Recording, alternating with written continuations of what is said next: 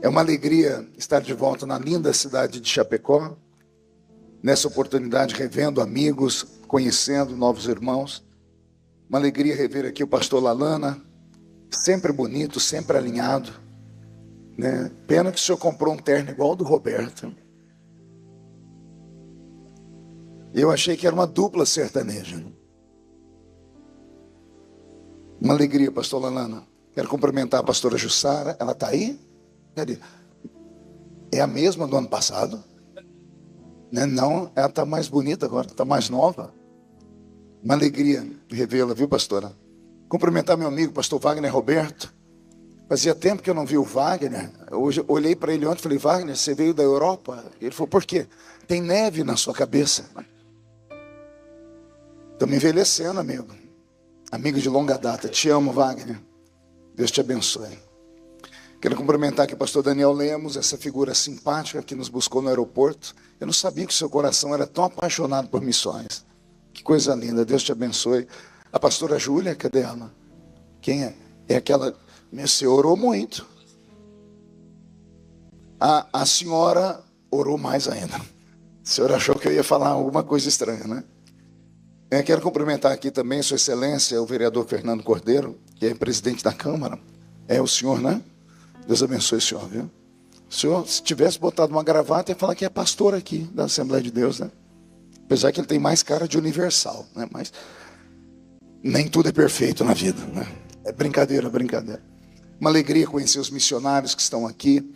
O missionário que orou por mim diz que nós pregamos juntos há quase 30 anos, lá em Paranaguá.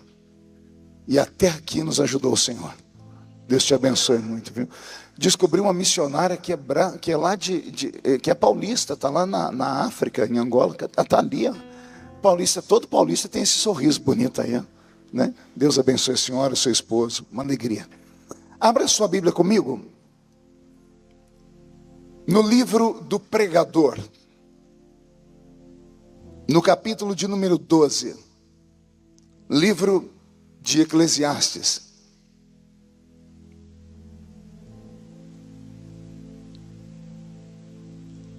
Livro de Eclesiastes, ou do Eclesiastes, capítulo de número 12. O versículo é muito conhecido. Quem encontrou, diga amém. Quem não encontrou, peça socorro. Socorre a criatura aí. Não desista, está na Bíblia. Você vai encontrar. Quando eu estou dando aula de teologia, eu sempre ensino aos alunos: quando você tiver dúvida onde está um livro, não perca tempo. Vá na primeira página da sua Bíblia e pegue o índice e veja a página. Tem o nome do livro e a página. Você vai encontrar rapidão. Eclesiastes 12, verso 1. Lembra-te do teu Criador nos dias da tua mocidade, antes que venham os maus dias e cheguem os anos dos quais venhas a dizer: não tenho neles contentamento. Versículo de número 7.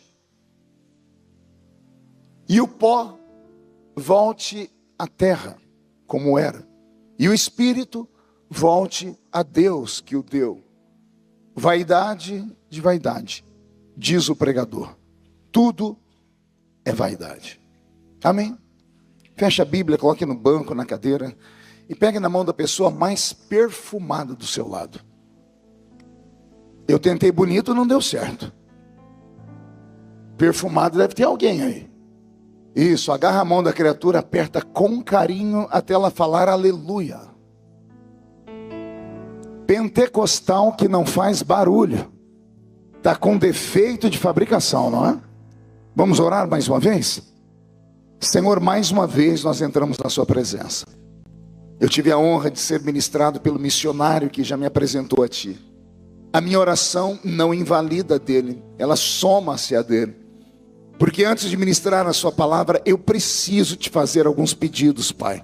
O primeiro é que o Senhor cerque esta igreja com a sua glória. E que num raio de 5 quilômetros, onde houver um demônio alojado, eu dou a esses demônios segundos para sumirem de Chapecó. Porque se não sumirem, serão queimados pelo poder da sua glória que aqui será derramada. O segundo pedido é que o Senhor rasgue os céus sobre esta cidade nesta noite. Mande anjos de fogo descerem aqui. Que estes anjos desçam trazendo brasas de fogo nas mãos. Comecem a esparramar estas brasas entre nós.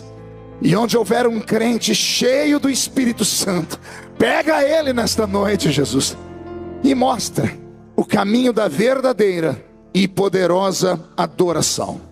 Fala conosco, fica conosco. É o que eu te peço agora e sempre. E toda a igreja diz.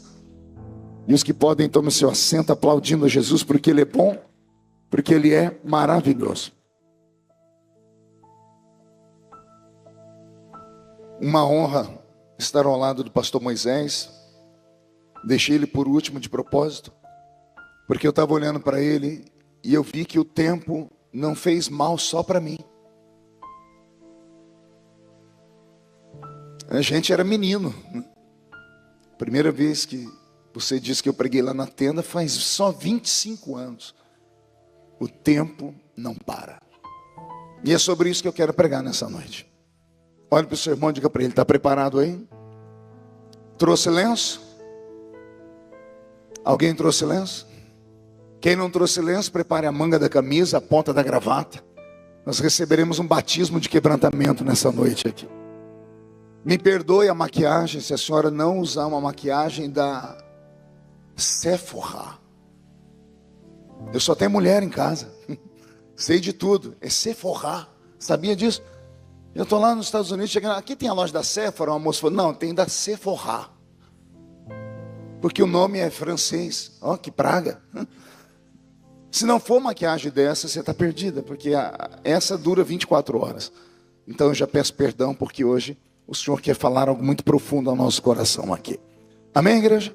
Posso ouvir mais um grito de glória a Deus daquele tamanho? Me acompanha aqui o meu escudeiro, pastor Roberto, que já louvou o Senhor.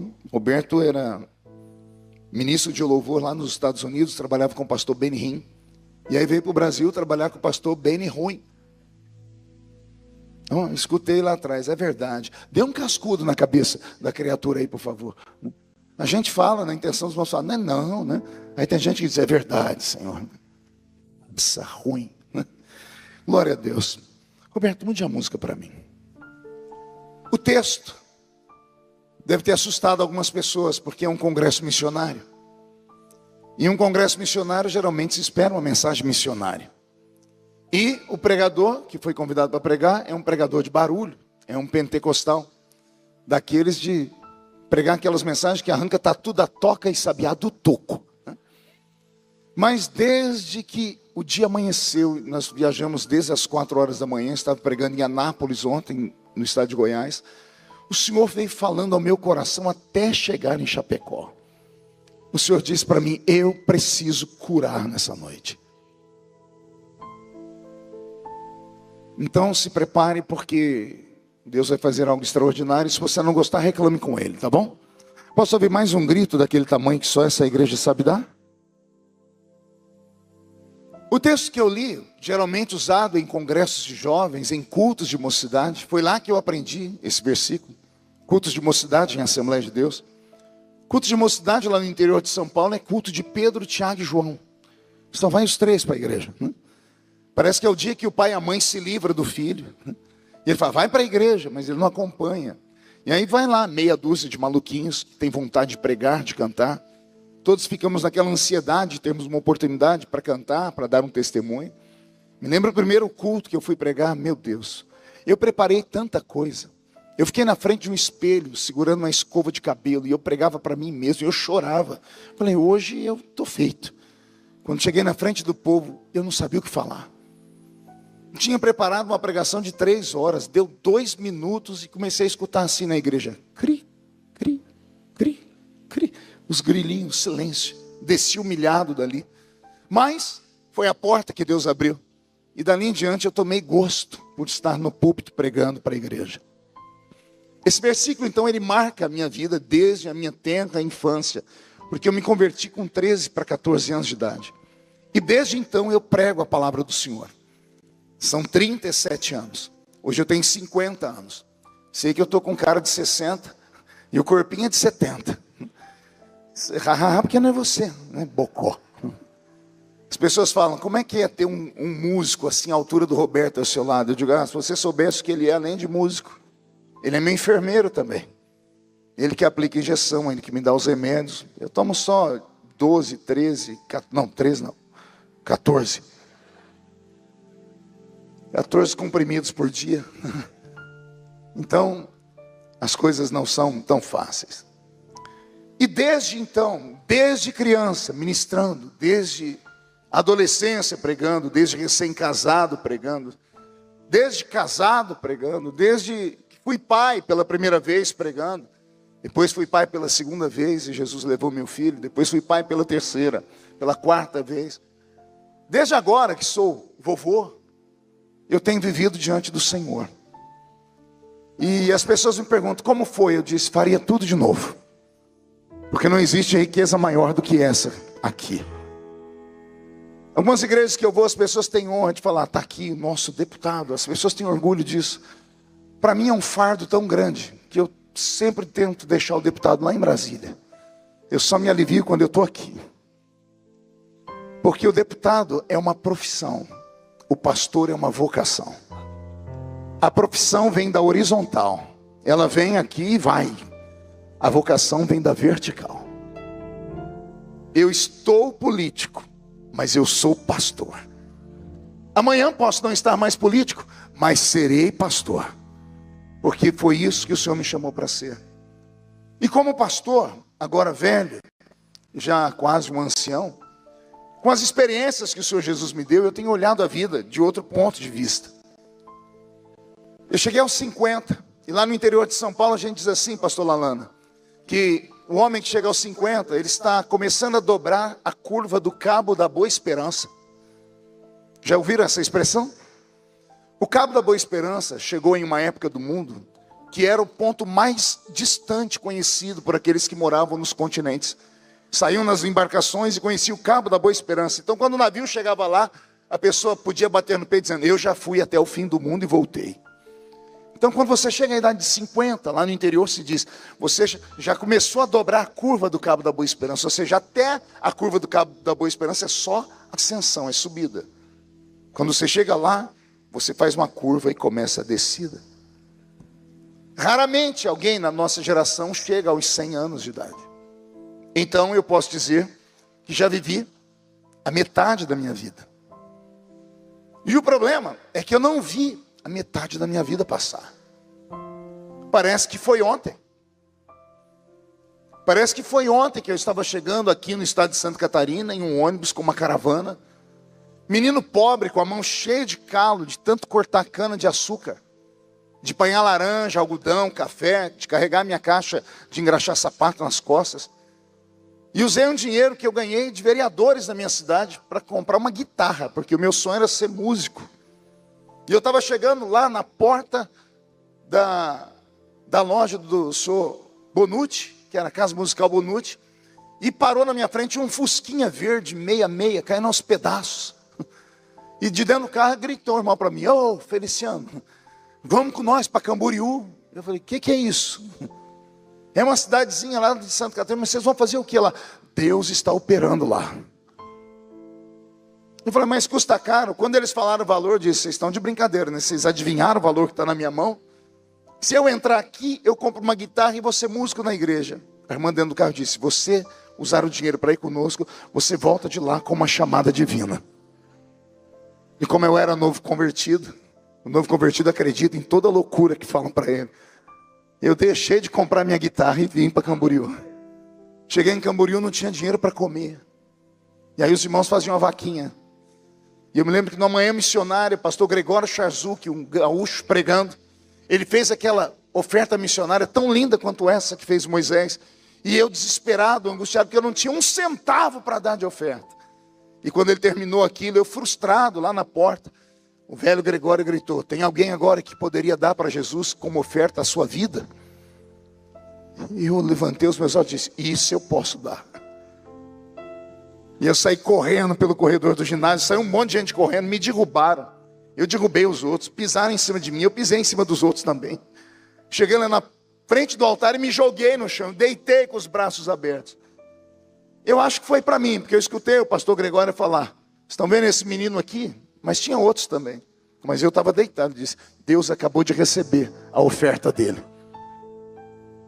E olha como a vida dá voltas. E daqui a pouco, olha eu voltando naquela festa e pregando no primeiro ano. E depois eu prego no segundo. Depois eu prego no terceiro. E esse ano eu preguei no 25º ano consecutivo. Na história do Brasil não existe alguém que tenha feito isso. O mesmo pregador pregar na mesma festa há 25 anos. Mas eu não vi o tempo passar. E eu comecei a meditar na vida. E eu me lembrei desse texto.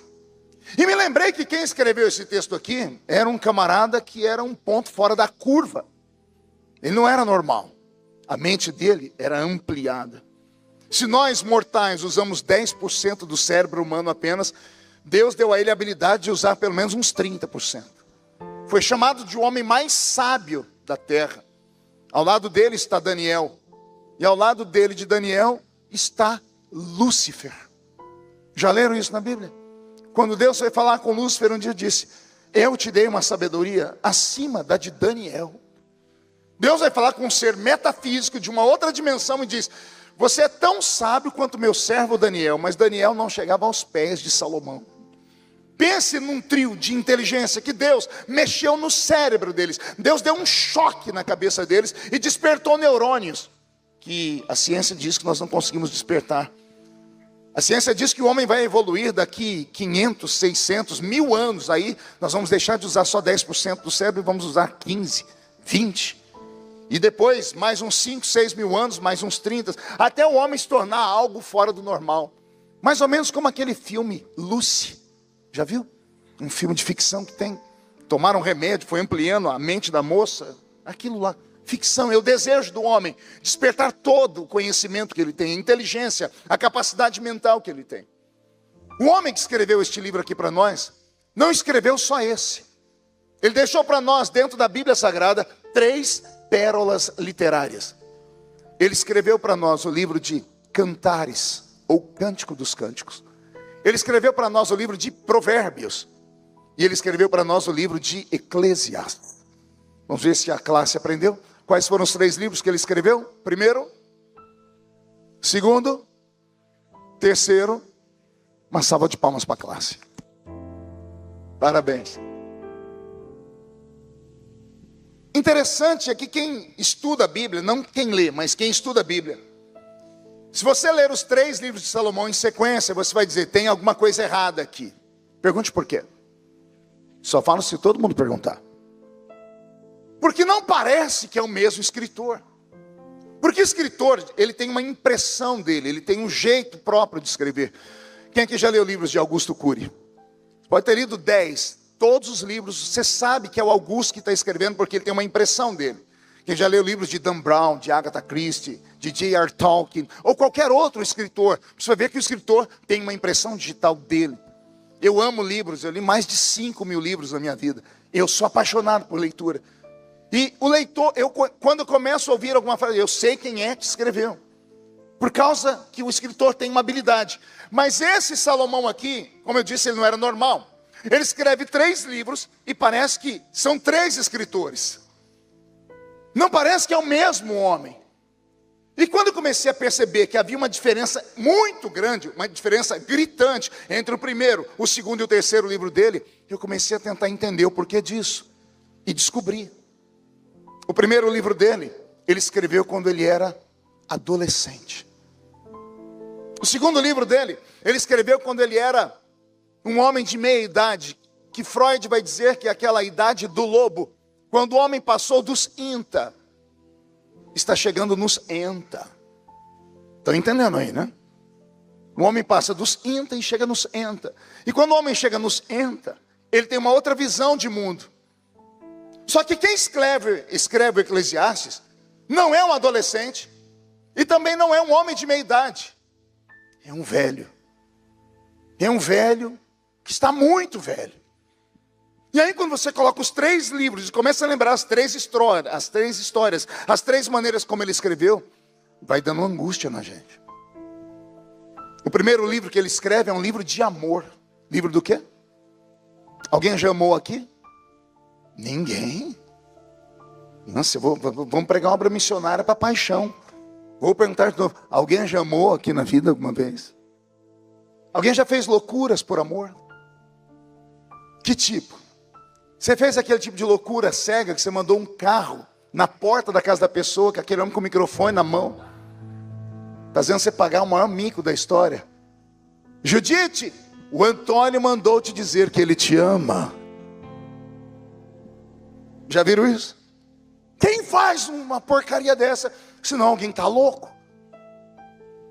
É, porque a paixão cega. A pessoa fica fora do normal, ela fica esquisita. Ela fala até que tem borboletas no estômago. Não é? É a paixão. O homem que escreve o livro de Cantares é um jovem rei. Um rei que assume um trono solteiro.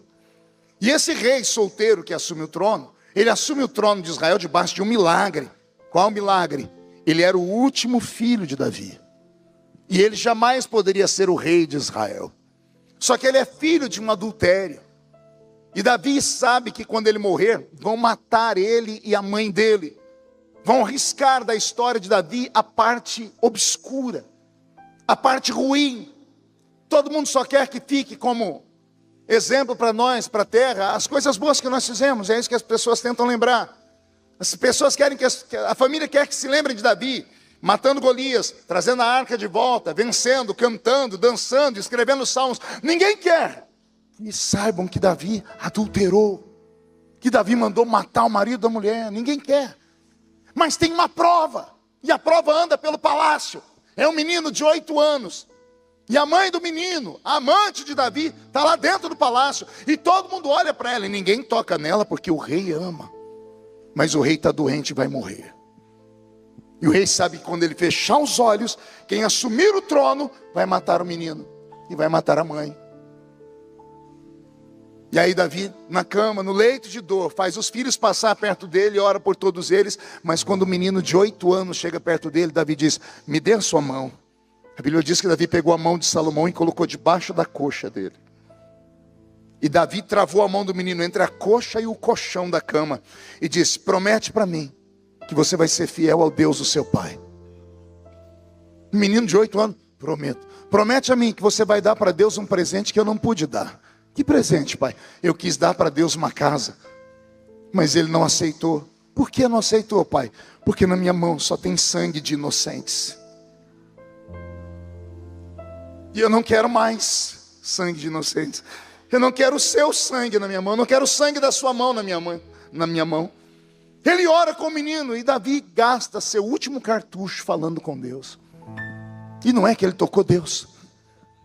Não é que o adúltero, o assassino tocou Deus. Não é que o homem sujo, que todo mundo tinha vergonha dele, tocou Deus.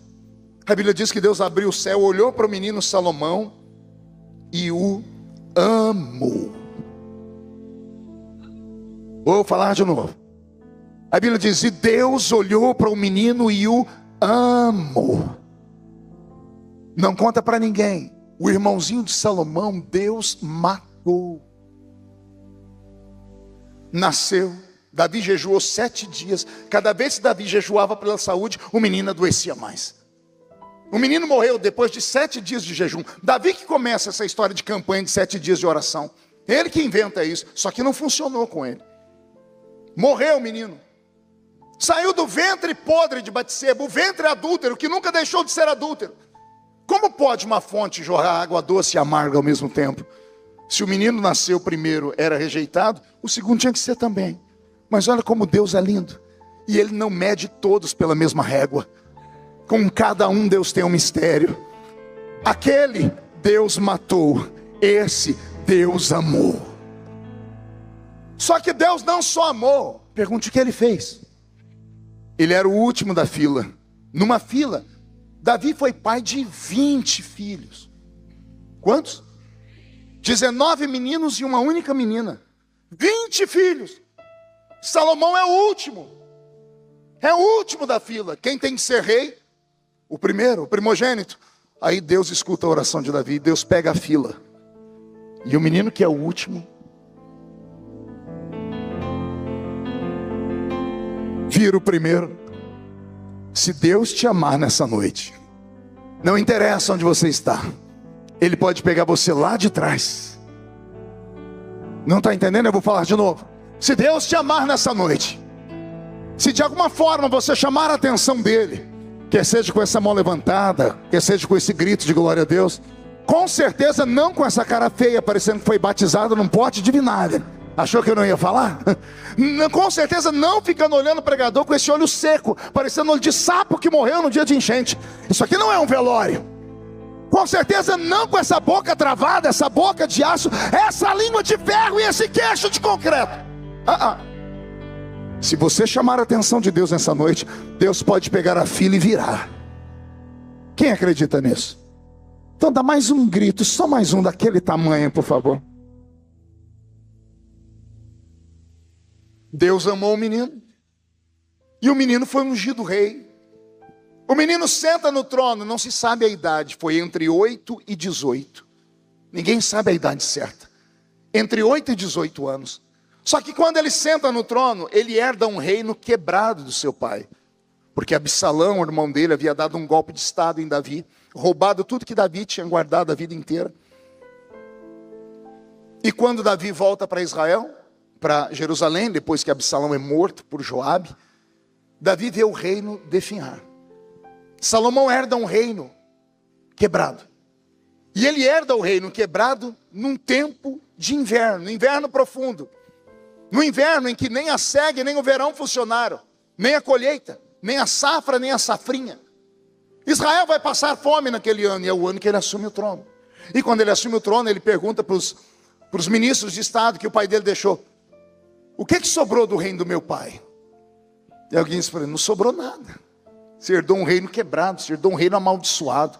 Não, não é possível. Eu quero que vocês façam um levantamento, deve ter sobrado alguma coisa. Aí chegou o ministro da fazenda e disse: ó Davi, ó Salomão, do reino do seu pai sobrou 1000 bois.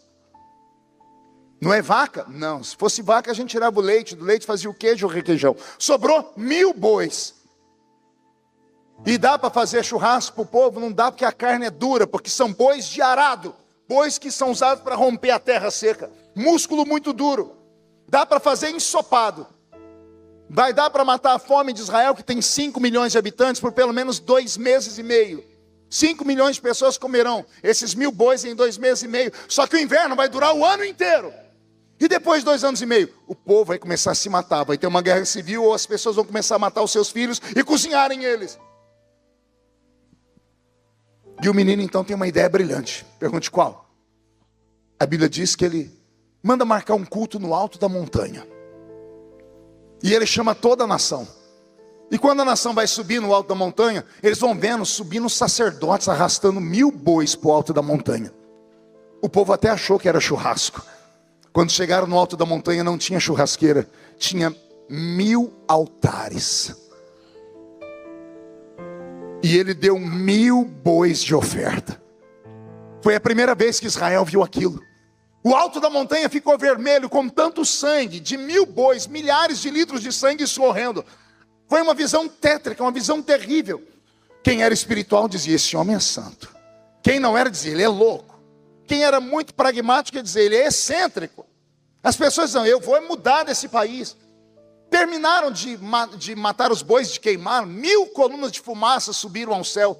Terminou o sacrifício. As pessoas vão embora. O menino volta para o palácio, se tranca dentro do quarto dele. Ele está frustrado, porque ele esperava que naquele sacrifício Deus se manifestasse lá. Porque o pai dele contava histórias que ele acreditava, porque criança acredita em história.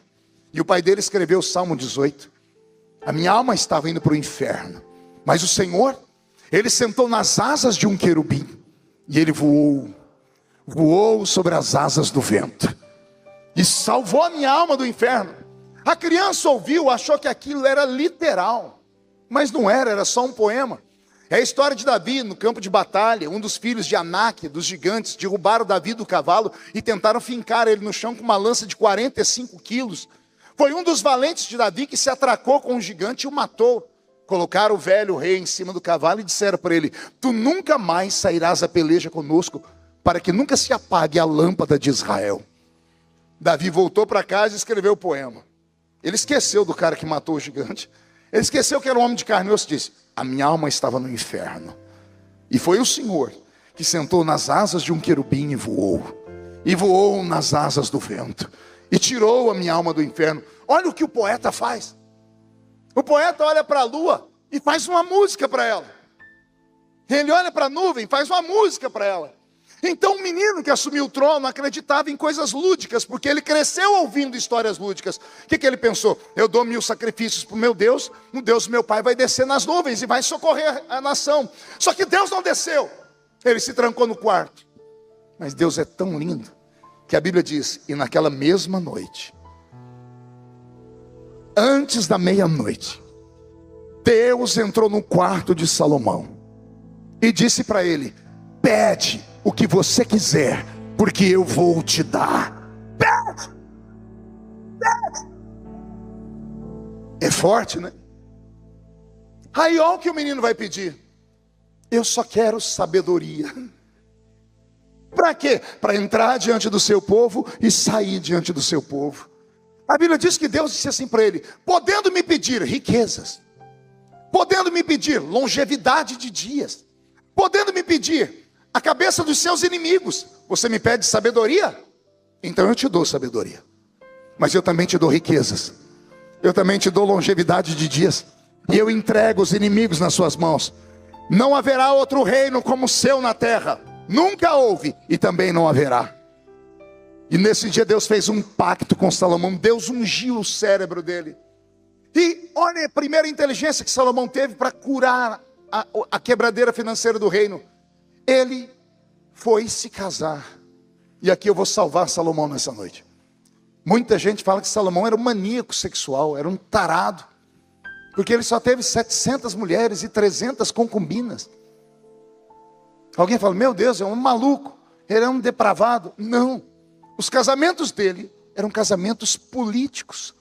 No Oriente Médio, quando você casava com uma moça e a tribo dela era menor do que a sua, o pai dava um dote. Porque eles pensavam assim: se o meu filho casar com a filha daquele homem, eu estou dando o meu burrinho para carregar a carga dos outros. Mas se o meu filho vai lá e casa com a filha daquele homem, o meu filho está pegando a carga do outro para carregar. Porque no Oriente Médio, o valor de uma mulher era muito pequeno, era irrisório, era um mundo machista. Então, quando você casava a sua filha, você estava se livrando de um gasto. Então você tinha que ter dotes para pagar. Salomão casou quantas vezes? Não ouvi? 700 vezes. Ele pegou 700 vezes de 10 a 12 moedas de ouro. Multiplique isso. E ele salvou o reino. Com esse ouro, ele mandou fazer navios. Havia uma lenda de uma ilha chamada Ilha de Ofir. E ele mandou descobrir. E ele achou a Ilha de Ofir. Era onde tinha as maiores riquezas daquele mundo. Da Ilha de Ofir, ele trouxe toneladas de ouro. Toneladas e toneladas de ouro. Nunca antes se viu tanto ouro e prata. A Bíblia diz que a prata não tinha valor no tempo de Salomão. A metade das ruas de Jerusalém eram de prata. A metade das ruas de Jerusalém eram feitas de ouro. Você não acha estranho que toda vez que alguém vai roubar Jerusalém, a Bíblia diz que queimavam a cidade? Pergunte por quê? Para derreter o ouro. Para derreter o asfalto. Para derreter os engastes que haviam nas madeiras. Para tirar o ouro e a prata. Salomão construiu o reino mais rico da história, tudo por causa desses casamentos. E aí vem um problema. Como ele se casou 700 vezes e nunca amou nenhuma delas, para aliviar o seu estresse, a sua tensão, ele arrumou concubinas. Ele tinha 1000 mulheres, mas não tinha nenhum amor. E por isso tinha uma vida daquela forma. Mas, um belo dia, ele está no seu trono, no seu reino, e chega uma comitiva de uma rainha extremamente linda e diferente. Quando ele olha para ela, ele arria os 4 pneus. O queixo dele cai. Ele não dorme por noites. Ele nunca viu uma mulher tão linda. Entra pelas ruas de Jerusalém a rainha de Sabá. Ela entra trazendo riquezas para dar a ele de presente. E ela diz para ele: não me contaram nem a metade do que era o seu reino. e do que era a sua sabedoria. Quando ela foi embora, a Bíblia diz que de tudo que ela trouxe, ele deu para ela 10 vezes mais. Por quê? Porque ela era bonzinho? Ele se apaixonou por ela. Ele descobriu o amor. Só que descobriu um amor em uma posição que não era permitido amar. Porque ele era rei de uma nação. E não se aprovava a miscigenação de raças. Ele não podia se misturar com uma outra raça. Ele se apaixonou por ela, ele dormiu com ela. Ele tinha cúmplices que começaram a fazer as pontes. Mas quando ele ia para o trono dele, os assessores diziam assim, o senhor pode namorar ela, mas o senhor não pode construir família com ela. Porque ela não é da sua tribo. E aí acontece aquilo que geralmente acontece com quase todo mundo. Parece que todo verdadeiro amor é quase impossível. Isso vai de Salomão a William Shakespeare, que sempre fala que o amor é uma obra impossível. Podemos passar por Jesus, pelo próprio Deus, que diz que Israel não conseguia entender o amor dele. Nós temos o livro de Oséias, que fala do casamento de um profeta com uma prostituta. Deus dizendo assim, assim é Israel, não consegue me amar, me trai com outros amantes. Amor impossível. E Salomão se apaixonou pela sunamita. E como ele se apaixonou e ela foi embora, ele tem que ter alguém para levar cartas e trazer cartas. Ele foge de vez em quando, vai para a África, ela vem para cá. De onde é que você acha que surgiram os judeus que são negros? De onde é que você acha que surgiu aquele cidadão que ajudou Jesus a carregar a cruz? Qual o nome dele? Simão, o Cirineu. Tem gente que acha que Cirineu era sobrenome. Não. Simão, o Cirineu. Simão de Cirene. E Cirene era uma cidade da Etiópia, da África. Um judeu da pele negra. Como pode? Descendente de Salomão com a rainha de Sabá. Tiveram frutos. Só que era um amor impossível. E todo amor impossível parece que é mais gostoso.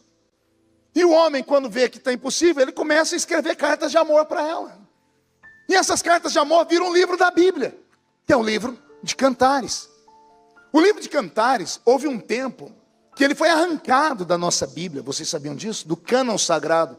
Se não me falha a memória, foi no concílio de Tentro.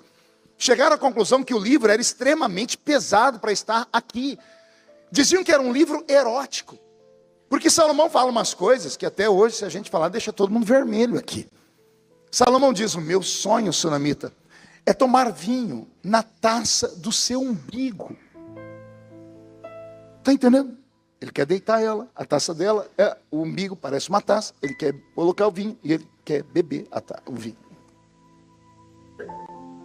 Está escrito aqui. Ele fala, quer ver a irmãzinha do seu lado, com a rubra, vermelha? Ele diz, sunamita, os teus seios estão como cachos de uva. E eu não preciso falar para ninguém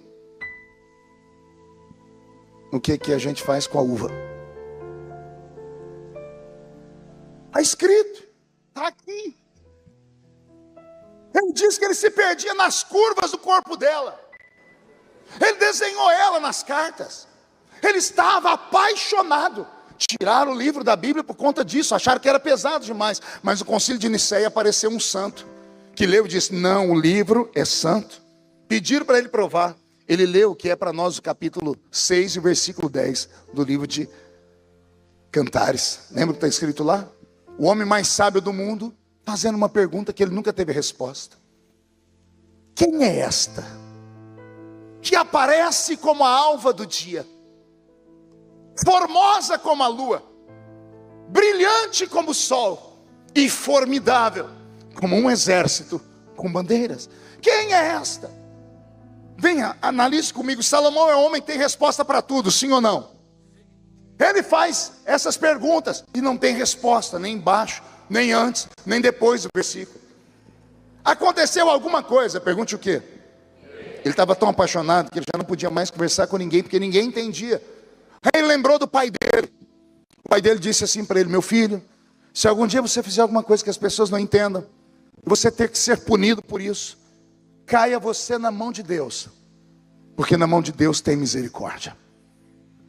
Se cair na mão do homem, o homem não te dá misericórdia, mas Deus tem misericórdia. Salomão começou a falar com Deus. Ele começou, Senhor, já que eu não posso falar com ninguém, o Senhor pode me ouvir? O que foi, Salomão? Eu achei a mulher da minha vida. É, Salomão? E aí? E aí que eu estou apaixonado por ela. E o que você quer falar comigo? Senhor, eu quero, porque eu não posso contar para ninguém, porque eu não posso casar com ela. Eu queria falar para o senhor que ela é linda. Sério, Salomão? Ela é linda, senhor. A pele dela é diferente. Ela é meilená. O original diz meilená. O padre João Ferreira de Almeida traduziu por morena queimada pelo sol. Mas não é isso. Meilená é negra como um carvão. Como uma pérola escondida no fundo do oceano. A pérola negra é a mais rara de todas. Ele achou uma mulher que entorpeceu ele pela beleza exótica que ela tinha. E ele começou a falar, senhor, ela é assim, o cabelo dela é assim, leia depois, ele desenha ela. Ele vai falando tanto, que chega uma hora que Deus diz, ô Salomão, abaixa a bola. Por quê, Senhor? Ela é bonita, mas não é a mais bonita. Por que não, Senhor? Tem uma mais bonita do que ela. Não pode, eu nunca vi, eu vi todas as mulheres do reino. Tem uma, Salomão, que está reservada. Senhor, eu quero ver. Quer ver? Está preparado? Então olha, eu vou fazer aparecer na sua frente uma foto. No futuro vão chamar de foto holográfica. Que você olha para ela de um jeito, a pessoa está assim. Você vira um pouquinho, ela muda de posição. Tá bom, Salomão? Mostra, Senhor. E Deus faz explodir uma foto. E quando Salomão olha, ele diz, quem é esta? Que aparece como a alva do dia. Aí Deus não responde, aí Deus vira a foto. Aí Salomão diz, não é mais como a alva do dia, é formosa como a lua. Aí Deus vira a foto, ela já não é mais como a lua. Ele diz, mas agora ela é brilhante como o sol. Aí Deus vira a foto de novo e diz, Senhor, agora ela não parece astros, agora ela parece um exército. Com bandeiras no plural. Quem é esta? Deus olhou para ele e disse, é a mais bela de todas. Salomão morreu sem saber quem era ela. Se alguém que chegar antes de mim lá no céu, e andando pelos campos elíseos, encontrar um homem, andando com a mão para trás, barba grande, cara, lá, como é que é o nome Albert Einstein, com aquela linguão para fora, que todo gênio é meio assim. Se você achar, pergunta para ele, seu nome é Salomão? Ele vai dizer, sou eu. Diz assim, ó, eu preciso falar com você porque o pastor Marco Feliciano lá na terra mandou te procurar. O que você quer comigo? Você lembra que você viveu na terra e foi o homem mais inteligente? Sim, eu sabia de tudo. Sabia de tudo não. Teve uma coisa que você perguntou e não sabia o que era. Aí você vai falar, lembra que Deus te mostrou uma mulher? Na hora ele vai lembrar, porque faz parte da paixão. Ele vai dizer, é verdade, eu vi ela de 4 formas, mas eu não sei quem é ela. Aí você diz para ela, pois é, o Filho de Deus, quando passou pela terra, disse que Deus esconde dos sábios, mas revela para os pequeninos. E ele vai falar, então me conta. Aí você vai dizer, vou te contar quem era ela, Salomão. Você vai murchar a barriga, estufar o peito, estender a mão e vai dizer, prazer, sou eu. Ele vai dizer, mas você por quê? Você vai dizer, eu sou a noiva do Cordeiro. Eu sou a igreja santa, lavada e remida no sangue de Jesus. Que nasci como a alva do dia. Porque a alva do dia, ela vem de uma noite extremamente escura. Ela vem de uma noite onde não se enxerga nada. E na noite os demônios e os bandidos estão às espreitas. Mas quando a alva do dia vai surgindo, surgem os seus primeiros raios. E os raios são coloridos. A cor escura vai tomando um tom azulado. Daqui o azulado vai tomando um tom avermelhado. O avermelhado vai tomando um tom alaranjado. E de repente explode uma luz. Assim é a alva do dia. A igreja nasceu assim nesse planeta. O mundo jaz do maligno. O mundo nas trevas. Aí a igreja nasce com seus missionários. E os seus missionários começam a expulsar a escuridão. E começam a trazer primeiro a realeza. Porque a igreja é real. A cor azul é usada na roupa dos príncipes. Depois ela toma um tom avermelhado. Porque ela é obrigada a derramar o seu sangue na terra. Porque cada gota de sangue de missionários que caíram no solo desse mundo se tornou uma semente. E fez brotar esta multidão de homens e mulheres que estão aqui me ouvindo pregar nessa noite. E tantos outros que vão me ouvir pelas páginas da internet. Depois do tom avermelhado, ela fica num tom alaranjado, que é o tom do sorriso, e aí ela explode uma luz. Mas ela não era só como a alva do dia, ela parece também formosa como a lua. Olha só, da alva do dia, ela fica como a lua, por quê? Porque a lua, ela está sempre lá. Às vezes ela está cheia, às vezes ela está minguante para um quarto, às vezes ela está no outro quarto crescente, às vezes ela aparece pela metade, às vezes ela nem aparece, porque do nada aparece um eclipse, ela vai sumindo, e em dias de tempestade ela desaparece, mas quando tudo passa, olha a velha lua lá parada, ela é como a lua, Ela tem fases, tem dia que ela brilha, tem dia que ela está triste, tem dia que ela cresce, tem dia que ela diminui, tem dia que ela não brilha, tem dia que alguém diz, fechamos a igreja. Aí o diabo tem que ouvir o eco da voz de Jesus dizendo, esta é a minha igreja, e as portas do inferno não prevalecerão contra ela, não podem. Ela é brilhante como o sol. Ela não é um sol, porque o sol é um só.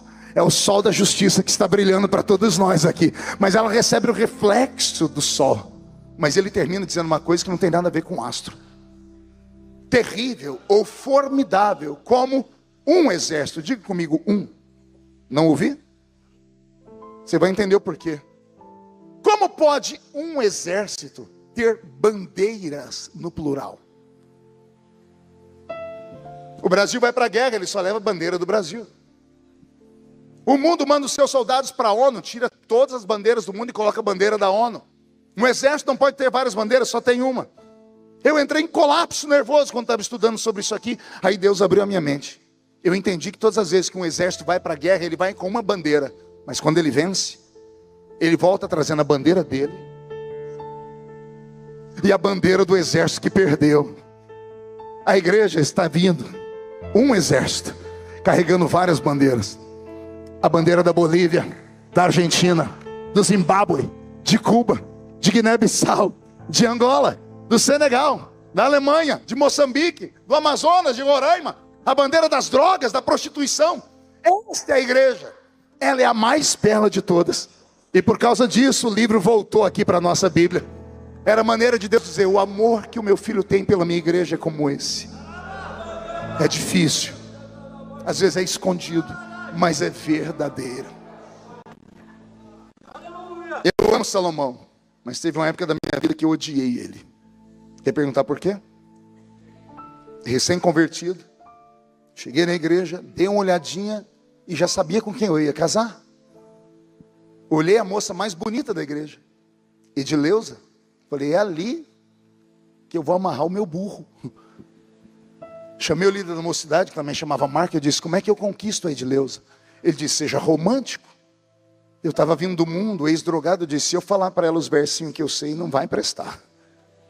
Tem livro de crente que fala de amor? Ele disse, é claro que tem. Eu disse, onde eu compro? Ele disse, está aí, na sua mão. Eu disse, não, mas isso aqui é Bíblia. Ele disse, na Bíblia tem um livro de amor. Eu falei, qual? Cantares. Pastor Lalana, eu enlouqueci. Minha memória é boa, já deu para perceber. Eu memorizei o livro de Cantares. Eu fiquei a semana inteira, acordava na madrugada. Eu recitava. E eu falei, eu preciso conquistar ela, então eu preciso recitar. Não, mas eu não tenho coragem de recitar, então eu vou escrever um bilhete. Eu escolhi o versículo mais lindo de Cantares, porque é uma carta de amor do início ao fim. Mas eu escolhi aquele assim, esse aqui ninguém nunca usou. Porque eu sempre quis ser original. Peguei o versículo, escrevi, dobrei a cartinha. Eu tenho certeza que foi aquela desgraça do almíscar que atrapalhou. Está vendo alguém rir aí? Pode ver que é tudo dos INTA ou dos ENTA. Almíscar era um perfume maldito do Avon. A senhora ri porque não é a senhora. Como é que é, senhor? Seiva de alfazema. Leite de rosa. Olha como Jesus libertou a gente de tudo isso. Vale um glória a Deus isso, não vale? Eu tenho certeza que foi o Wagner, foi o almíscar. Só pode ter sido. Eu borrifei, dobrei a carta. Escola dominical, domingo de manhã, estou eu lá e ela também. Ela era assídua e eu também. Me tornei logo primeiro secretário da mocidade, ela era segundo, então a gente trabalhava junto. Aí nesse dia eu não consegui prestar atenção no professor. Quando saímos da escola dominical, tinha um intervalo para o ensaio da mocidade. Nesse intervalo, eu passei a perder ela umas 8 vezes até criar coragem. Na hora que eu criei coragem, eu disse, irmã Edileuza, ela disse, pois não. Eu trouxe aqui para a senhora um bilhete. Eu queria que a senhora lesse, mas não aqui, não agora. E eu queria que a senhora respondesse. Ela falou, pois não, irmão Marcos, me dê aqui, eu vou ler e respondo. E ela enfiou no meio da Bíblia dela. Aquela semana eu não dormi. Eu orei, eu jejuei. Eu subi um monte, eu desci um monte. Eu conheci a história dos profetas e fui procurar eles. Eu fiz de tudo que um homem apaixonado faz. Domingo da frente, chegou o dia D. Roberto, uma música que me empolgue. Não, Roberto, assim você desvia a igreja. É culto de missões, calma, não se empolga. Cheguei lá, estava lá na escola dominical de novo, não entendi nada do que o professor falava. Saímos dali, eu passei perto dela 8 vezes e ela não me parava. Até que eu parei bem na frente dela. Irmão Marcos, está aqui a resposta. Quando ela me entregou o bilhete, eu saí da terra e corri para o banheiro da igreja. Me deu um desarranjo. Eu me tranquei lá naquele lugar. Sentei no trono, fechei a porta, agarrei o bilhete e antes de abrir eu fiz assim. Não tinha cheiro de nada. Eu falei, deve ter se emocionado, esqueceu. Abri. Ela disse, querido irmão Márcio, a letra dela é bonita pra caramba. Ela é professora, minha esposa é psicóloga, escreve bonito. Nossa, me empolguei só com a letra. Eu fiquei olhando letra, voltinha por voltinha. Homem apaixonado é uma desgraça. Estou olhando, estou imaginando ela escrever. Depois que eu olhei, disse, irmão Marcos, conforme o irmão pediu, a resposta vai com o versículo da Bíblia. Eu fechei o olho. Eu falei, vai estar escrito aqui, vem amado meu. Vem saltando pelo monte. Está lá no Cantares também. Para ela vai ler a mesma coisa que eu li. Vai estar no Cantares. Aí eu falei, Jesus, seja o que o Senhor quiser. Eu abri, estava lá assim, resposta na Bíblia. O Senhor te repreenda, Satanás. Porque não é você, bocó. Para trás de mim. Deu uma raiva. Levei assim mais uns 2 anos para conquistá-la. Conquistei, noivei, casei. Tentei entrar no assunto umas 5 vezes. Em todas elas eu dormi no sofá. Mulher não entende homem apaixonado. Não entende essas loucuras que a gente faz de mandar o carro com um homem com o microfone na mão. De passar vergonha na classe de aula, a gente mandar alguém lá entregar um buquê na frente do professor. É coisa de gente doida. Mas me casei com ela. E está todo mundo querendo saber o que eu escrevi para ela, né? Vocês também não vão entender, porque vocês não são românticos. Só gente do Sudeste que é romântico. Eu escrevi para ela assim, Edileuza, tu és mais bela do que as éguas de Faraó.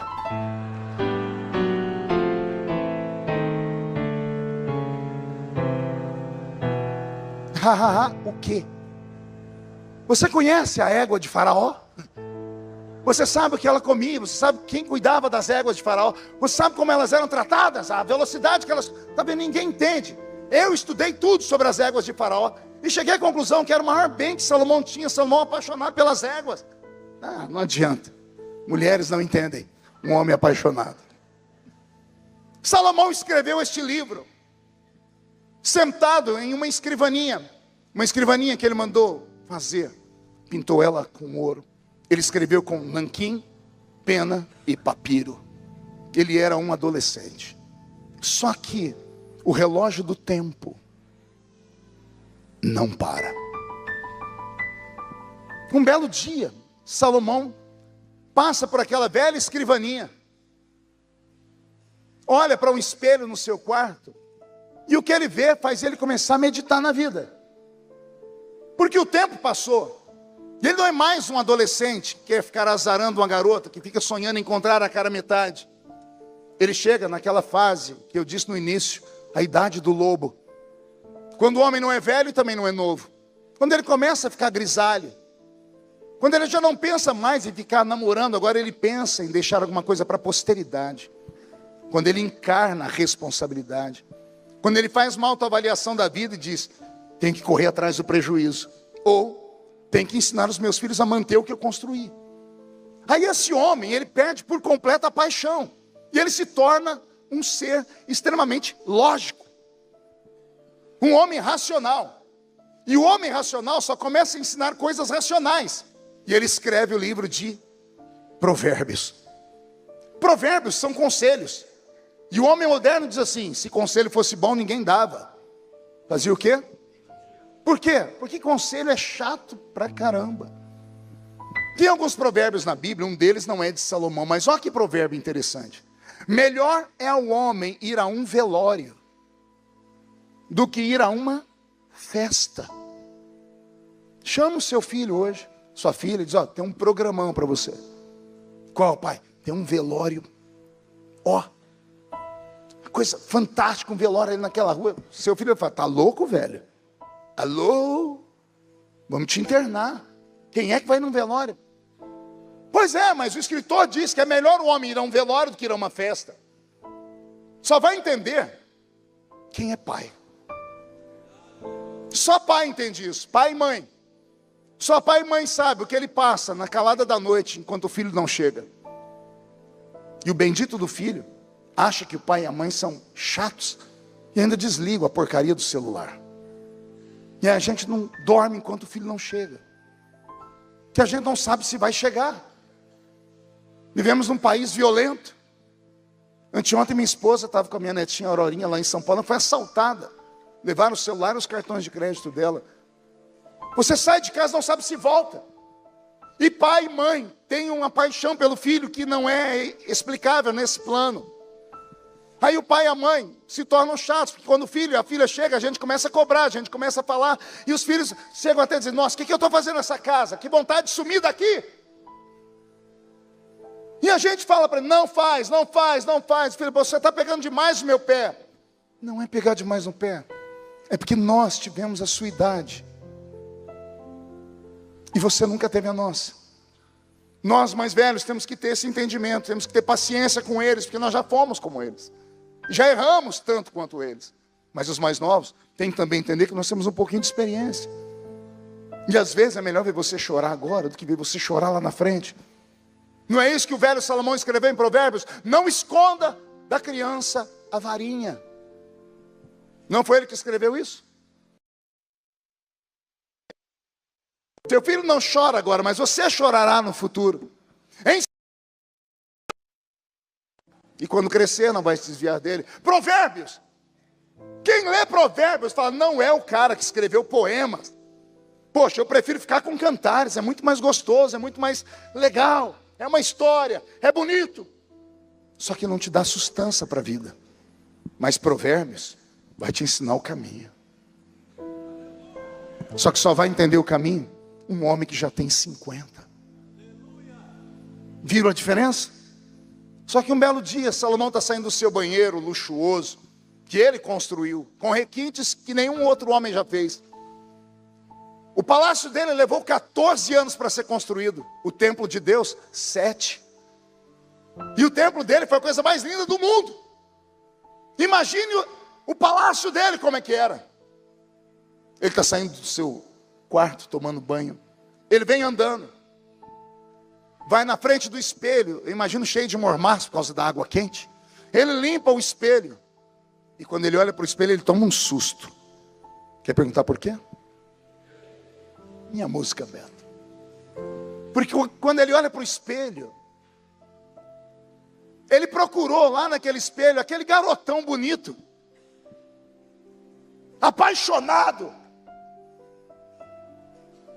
que tinha força física para dormir com 1000 mulheres, que se apaixonou por uma rainha, que teve aventuras, que escreveu assim, tudo que os meus olhos viram, eu nunca neguei. E ele procurou aquele rapaz bonito, imagina, Davi era louro, arruivado, olhos brilhantes, olhos claros. Batseba era a mulher mais linda do seu tempo. Salomão era lindo. Eu imagino ele de porte atlético, inteligente. O sonho de toda garota. Um homem que encantava por onde passava. Quer seja na inteligência, na riqueza, em tudo. Ele procurou no espelho e não encontrou. Aí ele resolveu procurar no espelho aquele homem, 50, charmoso, cabelos brancos, ainda firme, cheio de conselhos para dar. E ele também não achou. Ele olhou lá e viu o resto. O resto da vida. Ele viu um homem cujos olhos estavam escurecendo, cheio de cataratas. Ele viu as pernas, outroras fortes, agora 2 cambitos, com as veias salientes. Ele olhou a barriga flácida, os dentes amarelados e tortos, os cabelos esbranquiçados e ralos, as mãos manchadas.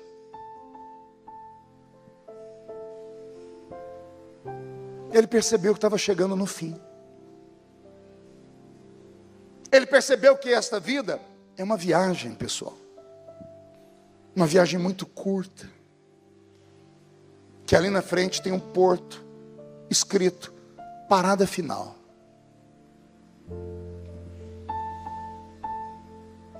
Ele lembrou que no fim da vida do pai dele, colocavam 2 virgens para dormir ao lado do pai dele, para esquentar o corpo do pai dele. O pai dele não sentia nada, nenhuma reação química.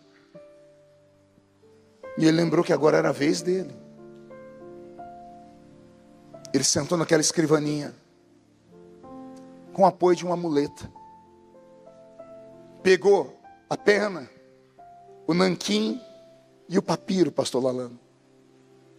A letra agora não vai sair bonita, vai escrever tremendo. E ele escreve o livro mais forte dele. É um livro de desabafo. É um livro depressivo. O livro de Eclesiastes é um livro dolorido. Ele começa o livro dizendo: vaidade.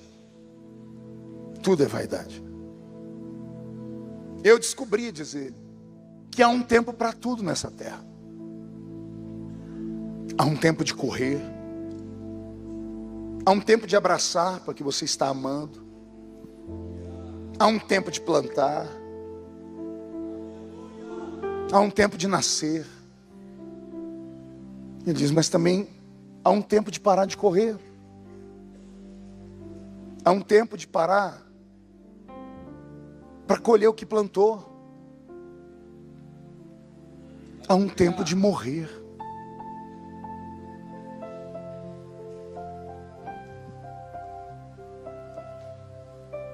Há uns 3 meses atrás, eu fui visitar minha velha mãe, Dona Lúcia. Orei por ela 34 anos. Jesus salvou ela. Batizei ela nas águas. 34 anos. Aí fui visitar a Dona Lúcia 3 meses atrás. Cheguei na casa dela, ela sentada no sofá, ela não consegue ficar em pé. E minha mãe tem 69 anos. Nova. Só que fumou 55 anos. 4 maços de cigarro por dia. A conta chegou. O pulmão dela é podre. Oxigênio 24 horas por dia. No quarto dela tem 2 tanques de oxigênio gigante. Um pequeno para andar pela casa. Um fio gigante.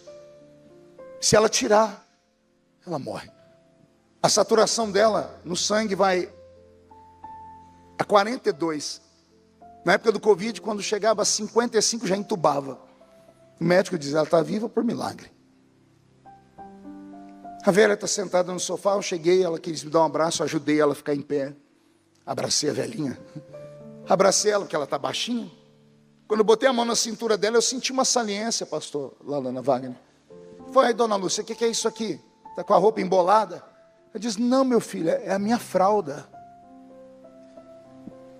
Quando a minha mãe disse que tinha fralda, o meu mundo desabou. Veio na minha memória aquela mulher que me colocava no colo e me levava para a creche 5 quilômetros no braço. Mulher sofrida a vida toda, só sofreu a Dona Lúcia. E agora, usando fralda.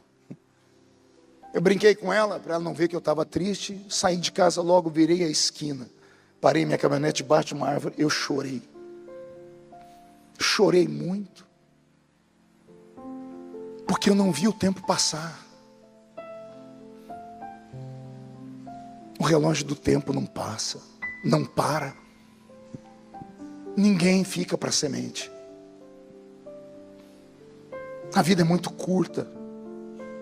É muito curto para você ter mágoa de alguém. É muito curta para você viver de mal das pessoas. Não vale a pena. Conserta hoje à noite isso. Liga para o velho. Ah, mas não tem mais nem menos. Pai e mãe é um só. Pode ser cachaceiro, pode ser bebum, pode ser um pai abusivo, pode ser uma mãe abusiva, mas são pai e mãe. O único mandamento na Bíblia que tem uma promessa é esse: honra teu pai e tua mãe. E a Bíblia não diz honra teu pai e tua mãe se eles forem bons. Honra teu pai e tua mãe se eles te respeitarem. Não é isso que a Bíblia diz. A Bíblia diz: honra teu pai e tua mãe, para que tudo te vá bem, para que você viva mais tempo na terra. A vida é curta. A última vez que eu conversei com meu pai biológico, ele mandou me chamar, que a gente não conversava, eu tive pouco contato com ele. Eu não tenho o nome dele no documento, ele não me assumiu. Eu era o patinho feio. Eu era o fruto de um adultério. Mas quando ele estava morrendo, ele mandou me chamar no hospital. Achei estranho, mas fui lá. Entrei dentro do quarto onde ele estava, ele com dificuldade sentou, estava com a barriga aberta daqui, aqui, costurada lá. Estava aberta, abriram ele e costuraram. Ele olhou para mim e disse assim: eu te chamei aqui porque eu não consigo mais ajudar a sua mãe a pagar o aluguel. Eu disse: minha mãe tem filho, você pode deixar que eu cuido dela. Ele olhou para mim duro, eu olhei para ele duro também. Mais alguma coisa, senhor? Ele: não, é só isso. Eu falei: então tá bom, boa sorte aí. Porque ele nunca me deu carinho. Eu virei as costas. Quando eu botei a mão na maçaneta da porta para sair, aquele velho, velho, ele me falou uma palavra que eu nunca tinha ouvido na vida. Não de quem deveria me falar. Aquela palavra me paralisou. Eu não sabia que palavras tinham poder de paralisar a gente. Ele falou assim: filho. Quando ele falou filho, eu travei. E ele insistiu: filho. Eu olhei para trás, ele estava chorando e disse: me dá um abraço. Eu fui lá dar um abraço nele. É o único abraço que eu lembro dele. Ah, se eu pudesse congelar aquele momento. Se eu pudesse ficar com ele abraçado um dia, uma semana, um mês. A gente precisa disso. A gente só tem família. Você não tem mais nada. Não tem essa história de melhor amigo. Isso é conversa fiada. Eles vão conosco até um momento. Dali para frente, só a família vai. Se não honrar a família, você não tem nada. Ele me deu um beijo. Eu beijei ele também. Saí dali, fui viajar. Ele entrou em estado de coma. Só que ele entrou em estado de coma gritando o meu nome. Vai os meus irmãos, porque eu conheci meus irmãos lá nesse dia. Eu tenho 6 irmãos. Eu tenho um irmão mais velho do que minha mãe. Entendeu aí? Olha que doideira. Eu tenho um irmão mais velho que minha mãe, porque quando a minha mãe nasceu, ele já era casado e tinha filhos. Me encontraram, eu estava pregando na cidade de Registro, interior de São Paulo. Não tinha celular na época, ligaram na casa do pastor, me acharam, não sei de que jeito. Aí quando eu atendi, falei: pois não. Falei assim: aqui é o seu irmão, tal. Falei: pois não, Adilson. O pai está em coma e ele entrou gritando o seu nome. E o médico disse que ele precisa se acertar, senão ele não vai embora. Você tem como vir aqui? Eu falei: eu estou pregando aqui num evento, eu vou ver o que eu faço.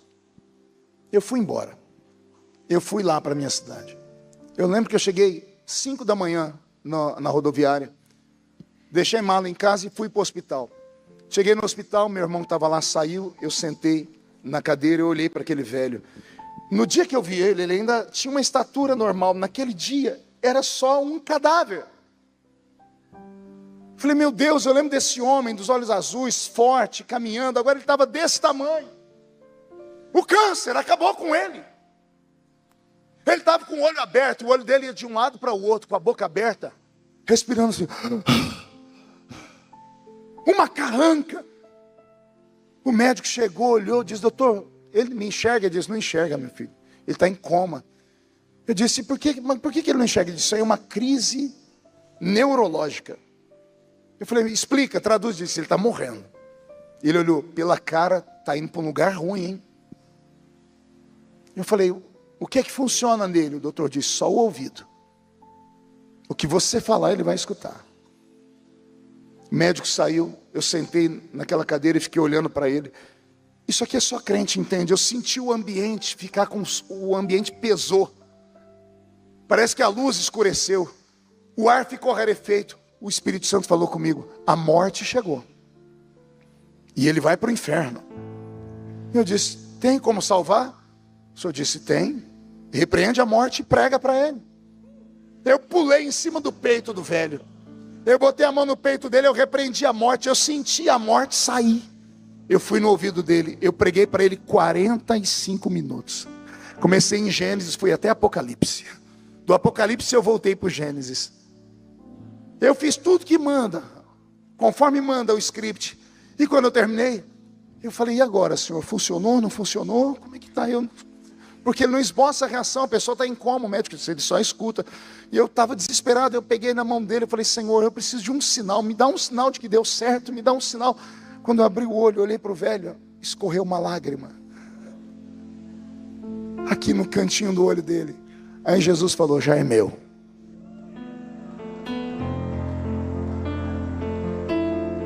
Crê no Senhor Jesus e será salvo tu e a tua casa.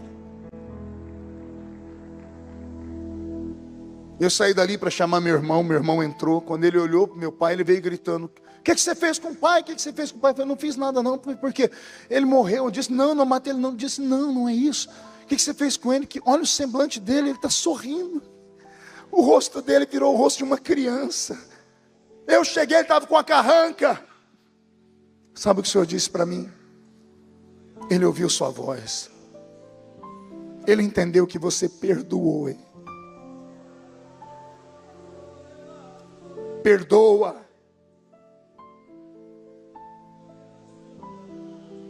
Perdoa.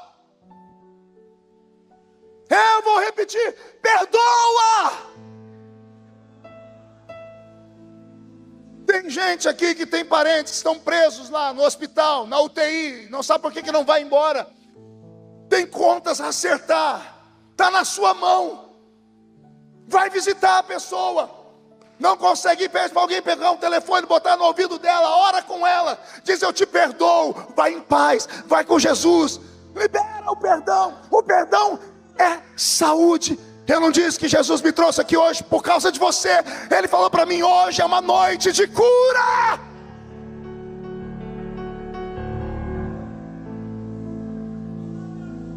Teramassuri de Kandaramakarabacharamakarabará.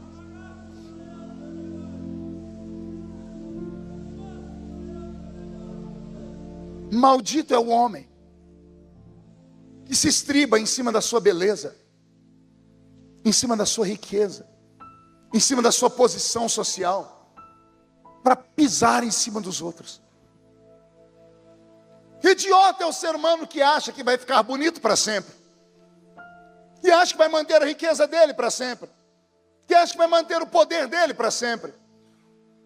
Nesses 50 anos de vida eu vi gente rica que nasceu em berço de ouro perder tudo, e eu vi gente pobre conquistar tudo.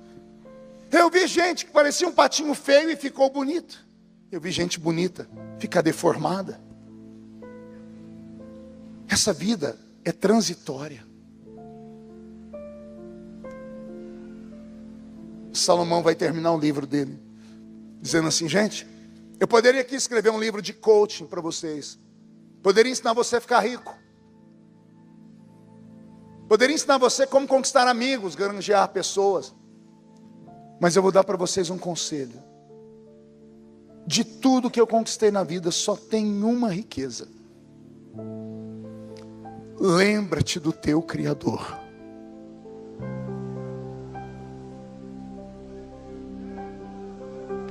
Lembra-te do teu Criador. E Ele está aqui. Ele é tão grande que enquanto eu falo, Ele caminha no meio da igreja. Os pés dele permanecem aqui. mas a face dele está diante dos serafins. Estão cantando: santo, santo, santo é o Senhor dos exércitos. E Chapecó está ficando cheio da minha glória, diz o Senhor. Ele te trouxe hoje aqui para curar essa ferida que está na sua alma. Senão, não vale a pena. É por isso que você não ama mais o próximo, você não acredita mais no ser humano. Quando a igreja deixa de acreditar no ser humano, ela deixa de fazer missões, ela deixa de ganhar almas. Quando nos tornamos egoístas demais, pensamos só no nosso umbigo, a gente deixa os cultos de lado, a prioridade vai embora. As pessoas me perguntam todo dia: pastor, por que o Pentecoste acabou? Porque não tem mais cura, não tem batismo com o Espírito Santo? Eu digo: a nossa prioridade não é mais essa. Se a nossa prioridade fosse buscar o céu estava entre nós. Mas nós queremos conforto, a gente quer viver a nossa vida, a gente se tranca dentro de casa, levantamos um muro ao redor da nossa casa, e o vizinho que se lasque do lado de lá, o amigo da escola que se lasque. Eu sinto muito porque morreu, eu sinto muito porque perdeu, eu sinto muito. A gente vive enclausurado, a gente não aceita nem gente com defeito na igreja. Dependendo de quem está sentado no banco, você muda de banco, porque você não aceita o cheiro da pessoa, você não aceita a roupa com a qual ela está usando, você não sabe que a pessoa é barraqueira. Toda vez que você vê uma pessoa barraqueira, as pessoas querem distância. Analise a alma dela. Toda pessoa barraqueira, toda pessoa que é de conflito, é simples a vida dela. O resumo é simples: a vida inteira alguém só roubou dela. Todo mundo que se aproximou tomou tudo, tomou a pureza dela, tomou a oportunidade dela, tomou a vida dela. Então a defesa dela é o ataque. Se nós não amarmos essas pessoas, e onde é que essas pessoas vão ser aceitas? Se não for aqui, se não for lá no Bom Samaritano. Quem que é aqueles meninos fedidos, carcomidos de bichos, dormindo no meio da rua? Nós preferimos mandar dinheiro para eles. Não leva o meu dinheiro. Às vezes eles não querem dinheiro, sabia? Às vezes só queriam um abraço. Você sabe o significado da palavra misericórdia? Moisés, vem cá. Fique aqui, por favor. Fica aqui olhando para mim. A palavra misericórdia é uma junção de duas palavras no latim: miseris e córdia. O que é miseris? Miséria. Traduz por miséria, sinônimo de miséria: podridão, sujeira, mau cheiro, perdição, danação, que é condenado à desgraça, ao Hades, ao Sheol, ao inferno. Um buraco feito nas cidades antigas, do lado de fora, onde se jogava escravos, e os escravos terminavam de morrer ali. Urubus voavam. Isso é miseris. E o que é córdia? Coração. Então o que é misericórdia? É misericórdia. Misericórdia é pegar o sujo, o fedido, o podre, e colocar no coração. Pergunte: de que jeito? Só falo se todo mundo perguntar. Se todo mundo perguntar, eu não vou falar, eu mostro. Assim, ó.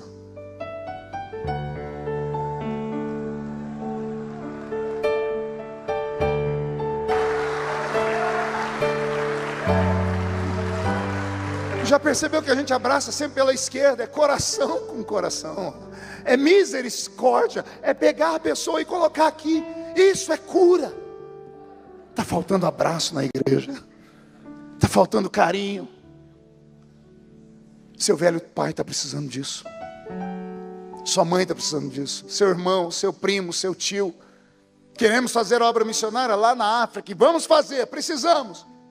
Mas tem um campo missionário dentro da sua família, que tem o seu sangue, e eles estão indo para o inferno por causa do seu orgulho, por causa da sua impaciência. Não espera morrer para você sentir falta. Tem gente aqui que está como eu. Se pudesse voltar lá atrás, ia dar um abraço nele. Incline a sua cabeça. Pode chorar. Não é pecado, não.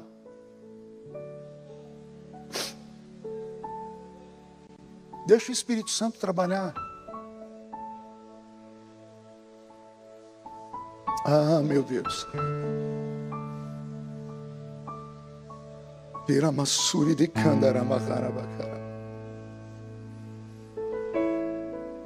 Devolve de novo, Senhor. Faz de novo. O seu nome é Jeová Jiré. O Senhor proveu um dia.